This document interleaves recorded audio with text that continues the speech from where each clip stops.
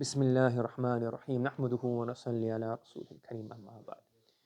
So now moving on to the particle ala. So we went through all this. We have the amil, we have the ta'malu fil ismi.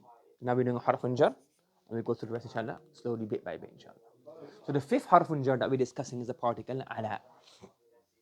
Now the root meaning of the particle ala is isti'la, to be on top of something, meaning one thing on top of another. So isti'la. Now, this isti'la can be a literal isti'la. One thing is physically on top of something in space. So, haqiqatan, for example, وَعَلَى الْفُلْكِ تُحْمَلُونَ. You are boarded onto, lifted onto the ships. So, there's a ship and you on top of it. So, that's haqiqatan is isti'la. Or ma'nawiyan. So, it's on top of you, but not physically, but metaphorically, abstract. وَلَهُمْ عَلَيَّ ذَنْبٌ. Musa alayhi salatu wasalam said, I have a sin on me, or a crime or a mistake that I done. وَلَهُمْ عَلَيَّ ذَنْبٌ, meaning I punched a person and he died.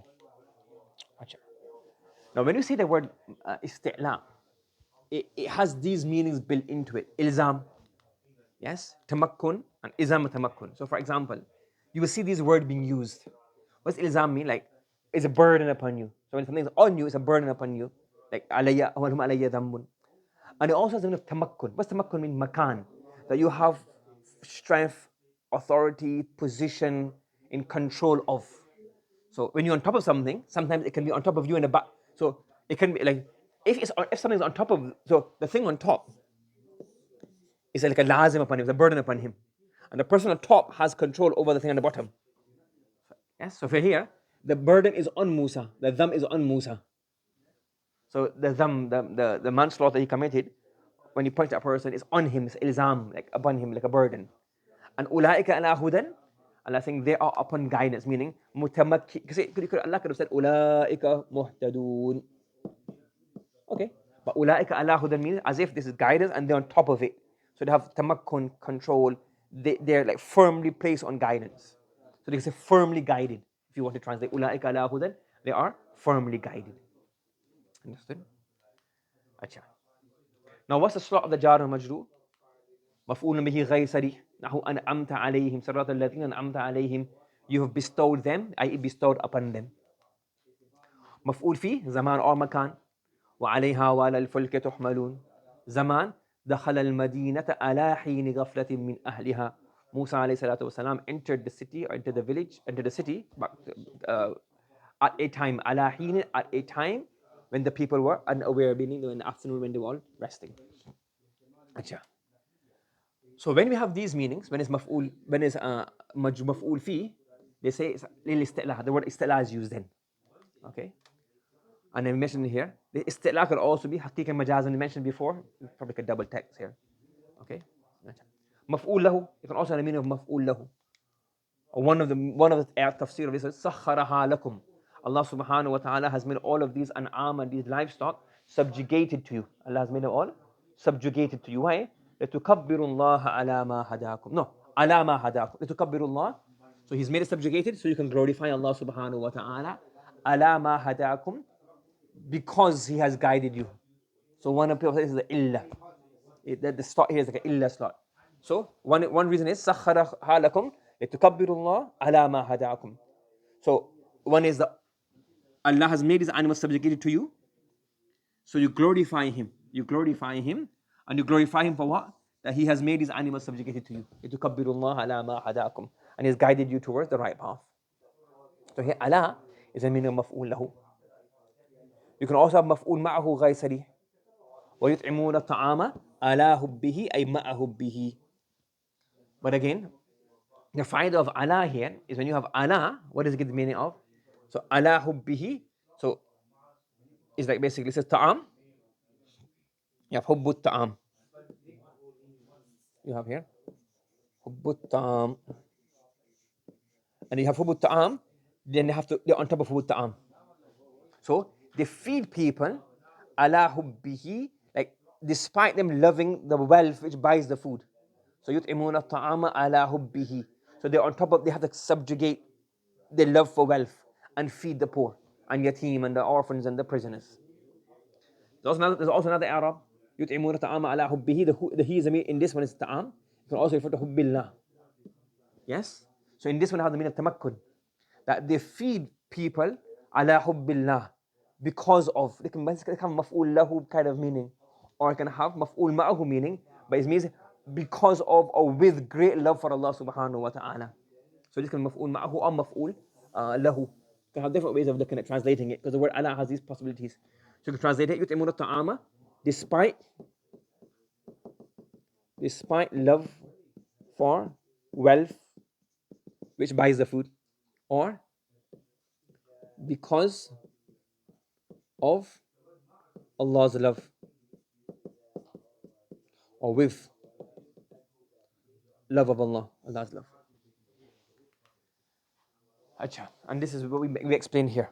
So, in kana dhamiru, so this in Hasha mentions a little possibility. If the dhamir in hubbihi is for ta'am, يكون شبه الجملة مفعولا معه. Yes, أي يطعمون الطعام على حب الطعام. أي أنهم ينفقون مع حب المال الذي هو سبب الطعام. So they love the wealth and they're still spending.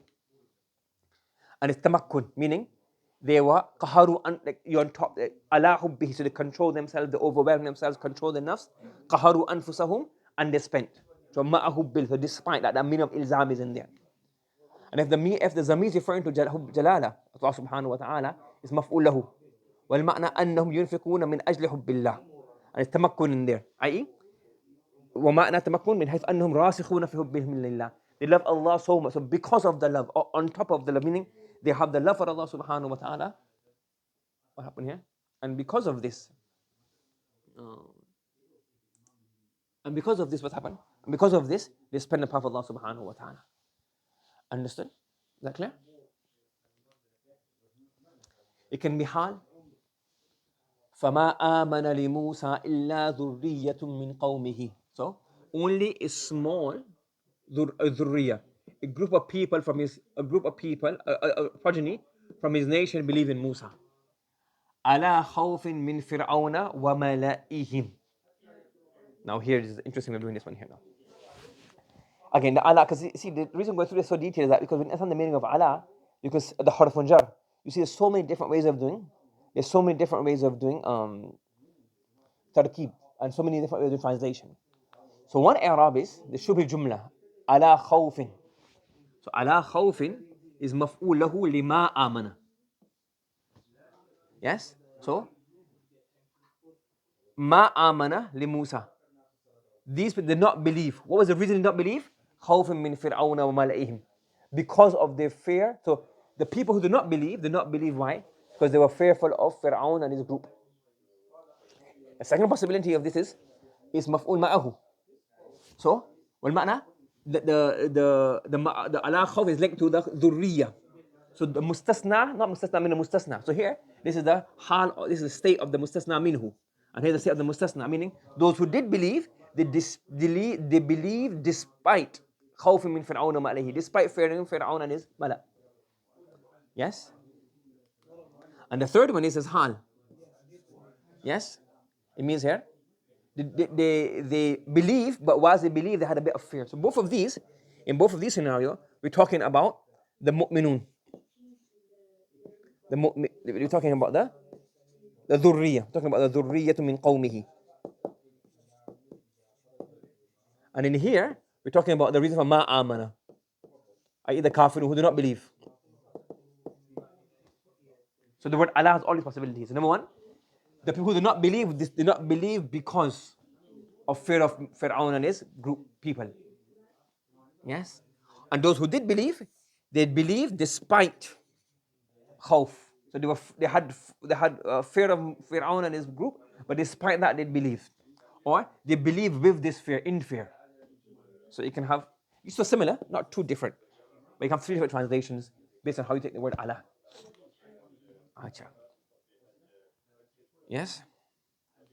Now, what we have here is, when الشبه الجملة إذا كان شبه الجملة مفعولا معه والمجرور أو المضاف إليه اسم معنى دون اسم ذات تفيد من المعنى ما تفيد الحال. What are you saying here? If the شبه الجملة is a مفعول معه, yes, or it's a majroor and the مضاف إليه is a اسم معنى, meaning like an abstract item. For example, we have here أدخلها بسلام آمنين. Yes? ادخلوها بسلام آمنين. So what we're saying here now is that in this situation, whether you call it مفعول معه or what you want to call it, but the majroor is not a thing. It's an abstract. It's not. It's that. It's a ismu ma'na, an abstract item. In this case, usually it has the meaning of a hal. Whether you've got i'rab of maf'ul ma'ahu or whatever, but it has the meaning of like a hal. Because these abstract things, salam, khawf, these kind of things have the, like it show it's like a hal almost.